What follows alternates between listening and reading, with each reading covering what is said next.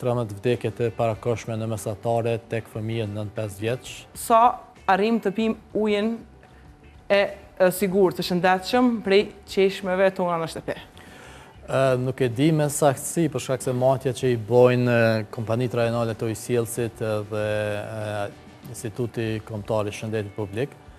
Kryesisht bëhen në burim, po pastaj deri vijnë tek shtëpitë tona.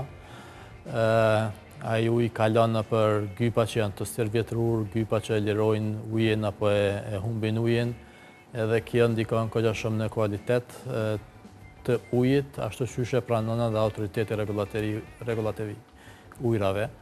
Edhe një raport i Organizatës Botërore të Shëndetësisë dhe një tjetër i Bankës Botërore tregojnë që në Kosovë kualiteti i ujit nuk është i mirë, edhe ndikon kogja shumë edhe në sëmundje ndryshme, deri edhe tek 13 vdekjet e parakohshme në mesatare tek fëmijët 9-5 vjeç, cilët konsumojnë këtë ujë i cili nuk është i kontrolluar mirë dhe nuk i plotëson standardet.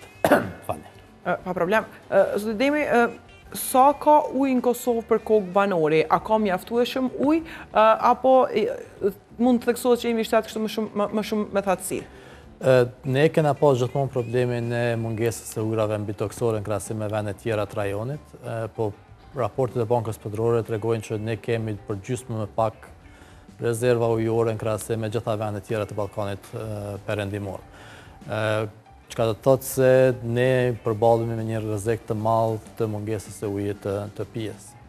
Do të thotë ka Kosova mungesë të ujit të pijes, pavarësisht që ka shumë burime të themi ndoshta kështu, por uji të pijes? Fakt nuk ka shumë burime, janë këto bazenet tradicionale të ujit, edhe pse ka pas plane për krijimin e bazeneve të reja për furnizim me ujë, siç ka qenë në Kremenat të Kamenicës apo dhe në vende tjera, por problemi është që edhe këto që e kemi humbet kogja shumë prej burimin deri të vinë tek njësitë tona të banimit.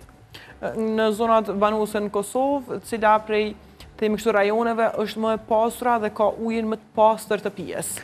Zakonisht rajoni Tugagjinit ka pas më shumë ujë të pijes dhe burime më të mëdha të ujit, por prapë dhënat tregojnë që pikërisht në rajonin e Tugagjinit, në kompaninë rajonale të ujësjellësit në Pej, edhe në rajonin, edhe në komunat përreth, humbja më e madhe është e ujit në atë rajon, apo 75% e ujit prej burimeve ndejt mërrinë në shtëpitë tona humbet rrugës, për shkak qoftë kypave të vjetër, të dëmtuar, apo edhe për shkak të kyçeve ilegale që bëhen prej bizneseve, qytetarëve, e cilat ndikojnë pastaj që ai ujë të mos faturohet.